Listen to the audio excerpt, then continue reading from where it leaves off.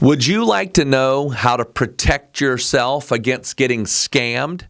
Well, by the end of this video, you're going to gain clarity for your personal retirement plan and have action items to secure your retirement. To learn more about securing your retirement and all the different elements you need to know, subscribe to our channel and hit the bell to be notified when we post a video every Monday. We have helped hundreds of our clients gain clarity and get on the path to a comfortable and happy retirement. Now it's your turn. Let's dive in. Welcome, everyone, to our Retirement in Action. And today on our podcast, we are going to revisit a topic that we had just a couple of weeks ago around this idea of scams and how we need to be protected. And what prompted this is an article that came up actually on Market Watch. And the title of the article was Phishing Emails, Text and Calls. Scamming is getting worse, so stay up on the latest cons. And some of the statistics and some of the amounts of money that have been lost are alarming. And so what we wanted to do is just kind of talk to you a little bit about this again. We think it's such a prevalent thing that we believe that it's worth us going back through this particular topic. And we'll talk about some of the things that were brought up in this article. But in this article, it tells a story about a lady who basically got taken by a scamster who said, hey, by the way, your PayPal, she gets a phone call. And on that phone call, she says, your PayPal account has been basically hacked. And so we need to get some things taken care of on that. And the lady then is like concerned. And she's like, oh my goodness, this can't be right. And she just fell right into it because she thought she was talking to PayPal. Well, as she's going through this whole process, come to find out she had to move some money from her account, her bank account. And so this money moves over and all of a sudden it goes downhill from there. But the whole purpose of what we want to talk about is think about what we're saying here. This was somebody posing as PayPal. Now, Mercer's going to pick the story up and kind of tell us a couple of situations that we're going to learn through this and really what the person did and how this lady got taken advantage of. Yeah. So one of the big things that happens here is the scamster on the other end of the line. He was essentially able to remote into her computer and basically convince her that the only way that I can help you fix this is I need to remote into your computer so I can have access. And it said in the article, it says they spent 2.5 hours together in this remote situation. I mean, just think about that 2.5 hours is a very, very long time and one that you don't want to be spending with, even if it's a legitimate thing, you don't want to be spending that much time trying to figure something out. It can be very painstaking, but think about what can be done in 2.5 hours. She basically she relinquished her bank account information.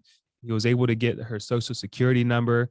And then think about all the different passwords that you have stored on your computer, on your web browser. Eventually, she became suspicious and asked to speak with the manager. And of course, there's a manager available. So the other person gets on the line. They're all working in teams here in this whole scam. And she, the whole time, is thinking that she's talking to PayPal. And they have her best interest here. Eventually. Yeah. Before you continue, I just want to make sure I do a little bit. I probably didn't do quite as good a setup. When he called her, he said, hey, somebody else has accessed your PayPal. And they actually took $500 out of your account. So it sounded like he had called to help her. So now Mercer's helping us tie it together. Why would she have spent 2.5 hours? By the way, she's a retired business owner. So this is not some lady who, would normally be taken advantage of, but she just, all of a sudden she's going, oh my goodness, somebody else has actually gotten access to my account. So in her brain, this guy's there to help her. And that's what he's portraying. Right. So he's working with her. And then it leads to him asking her to install an app on her phone. So now they're going from the computer, all the things that are on her computer, going to another object where we store everything. So now installing this app on her phone immediately gives the scamster access to her phone. And then she sees a transaction come through immediately for $340. He basically says, don't worry about it. And then he tells her to get the refund. Now I need you to go to Walmart and buy a $500 gift card to get your money back. And so that at that point, after 2.5 hours of remote work, after putting downloading an app into her phone is when she's like, all right, I figured out what's going on and this is not good. And so that's when she ends the call. So it's, in the article, she quotes when she's talking to the person who wrote the article, she says, I felt so stupid, inept, and violated. And, we see this, unfortunately, this is the world that we live in. The scamsters are getting very, very creative, and it happens every single day. There's been situations across, this is one thing from PayPal, a big company like PayPal, and you think you can trust, but it's happened in various other massive companies like Amazon, Microsoft, and Apple, and even bigger. And I think Raiden has a story here around Social Security Administration and the IRS. You can get phone calls from them as well. So I know you have a situation that you've either heard of with the IRS calling people or the Social Security Administration. So give us a story there. Yeah, I've gotten multiple calls myself where somebody will call and it'll say, basically, you didn't have it submitted something to the tax IRS, and so you need to talk to an administrative person immediately. We're going to transfer you now, and if you don't have this taken care of within the next 24 hours, you're going to get arrested. And then basically what they do is they go through this whole scenario of like all the things that you've done that's fraudulent, and maybe it's a mistake. We can get this cleared up. And what are they going to need? They need to verify your Social Security number. And so anytime, by the way, rules of thumb here, the IRS never, ever will call you. That is not going to ever happen. They will write you. You can call them, but they're never going to call you. Another popular one that we're seeing right now is with Amazon. When I say that, not the actual company, but the scamster, they'll send you a text and say, you need to click this link to track your package. And that is uncommon. I'm not saying you can't do that with Amazon, but I know that there is a huge scam going on right now with that, because what it's going to do is take you to another place and it's going to ask you to put into this scenario your Amazon credentials, your username and password. So you want to be very, very careful about that. But here's some statistics just to kind of let you know why this is such a big deal. The Federal Trade Commission says it's received more than 2.1 million fraud reports in 2020. 2.1 million. They said that's up 24% from 2019. Here's the losses. $3.3 billion in losses, 67,000 tax-related scams in just the first half of 2021. The FBI says that there's a 69% increase in cyber crimes between 2019 and 2020. So that's why we're talking about this again. This is huge. It's continuing to grow. A big part of what they say this is all about is the pandemic. More people are at home. The scamsters have more access. And so that is a huge part of it. But you want to handle this part here, Merce, about why it's growing and what's going on there? Yeah, think about it. The pandemic put us in a very unique situation where you had a segment of the population that really didn't care for technology, really didn't care about the internet or anything like that. But all of a sudden, we were forced to adopt the technology. And while technology is great, you got to know what you're using. And so all of a sudden, you've got way more people that are using the internet, that are using Google, that are using Amazon because they have to be able to get groceries to their house. You don't want to go out to the grocery store. So all of a sudden, huge opportunities for scamsters came into play.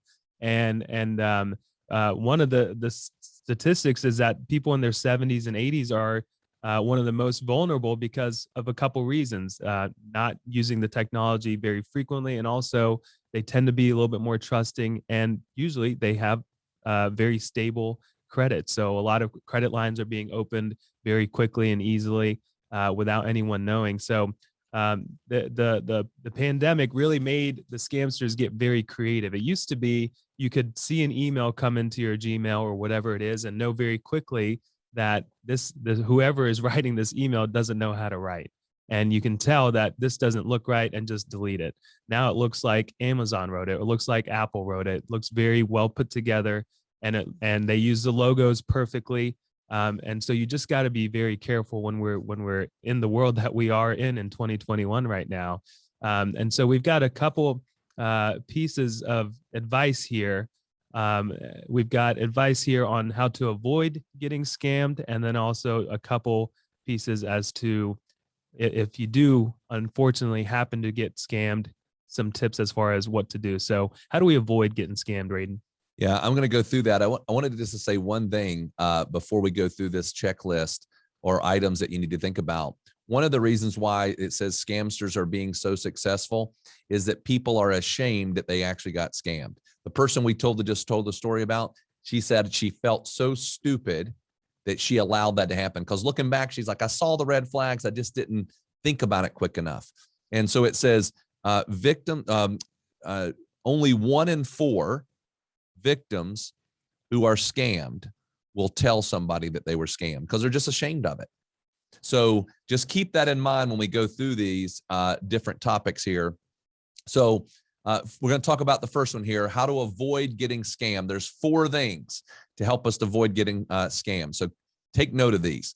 Never click on a link in an email or text unless you're expecting it from someone you know.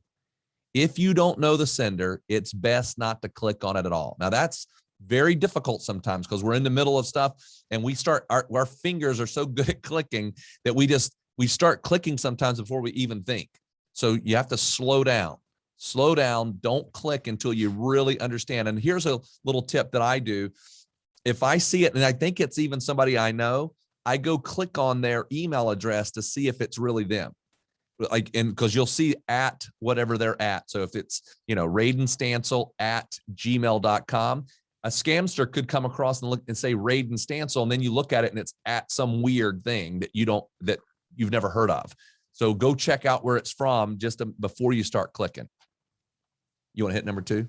Yeah. So number 2 is before responding to an email from a company, go to the business's website and access your account there, or call the number directly from the site and speak to someone about what the email said. So in her case, it was PayPal, right? And so the person called and basically said that you've been hacked. Well, what she may have done instead is, well, let me go, thank you for the information. Let me go log into my account at paypal.com and I'll double check myself. And so from there, you can very quickly see if there are transactions made or not. And then also every website, every vendor custodian is always going to have their 800 number plastered all over the website that works well. And so you can always call them up and say, is there anything fishy going on with my account? Were there any transactions placed recently that I'm not aware of? And they'll take you through it.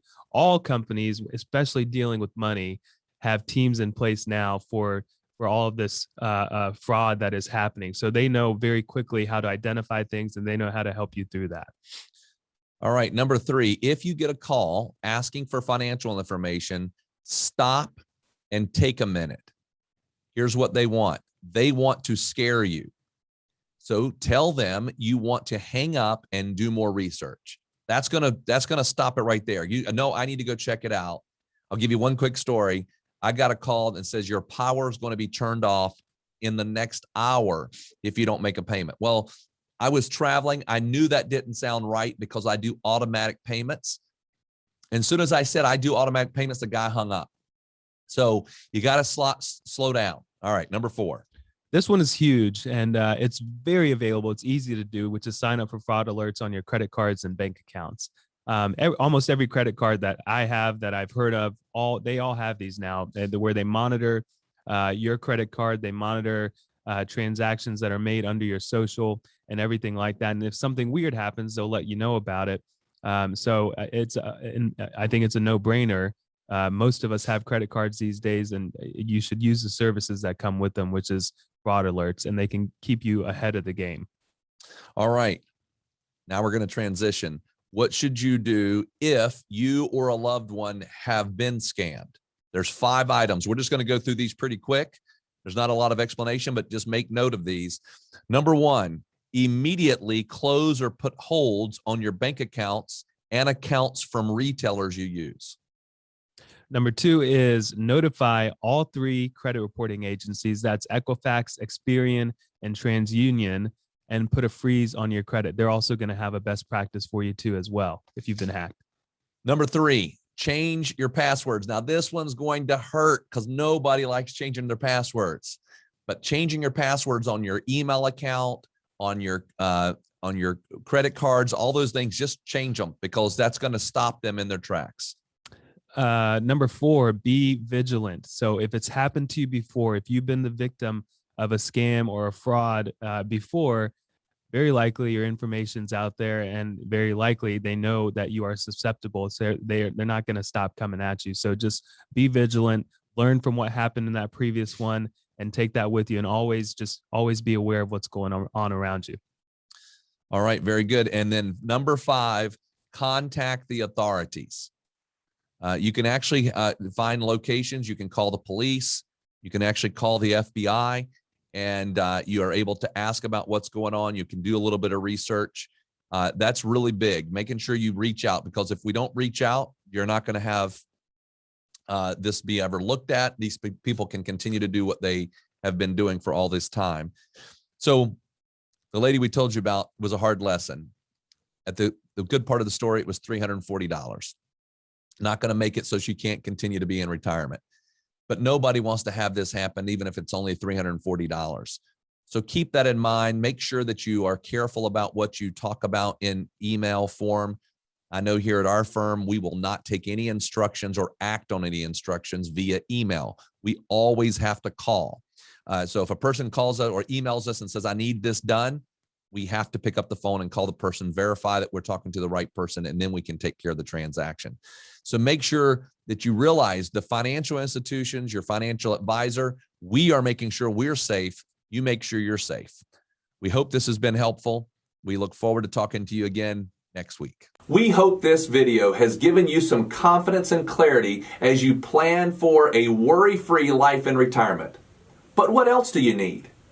We have created a complimentary video course called 3 Keys to Secure Your Retirement. This video walks you through step by step what you need to do to get ready for retirement. You can also check out our podcast called Secure Your Retirement. You can subscribe below. For more retirement tips, watch this video. Create your retirement income plan. Also, click here to subscribe to our podcast, Secure Your Retirement. If you like this video, hit the like button and be sure to subscribe and share it with your friends.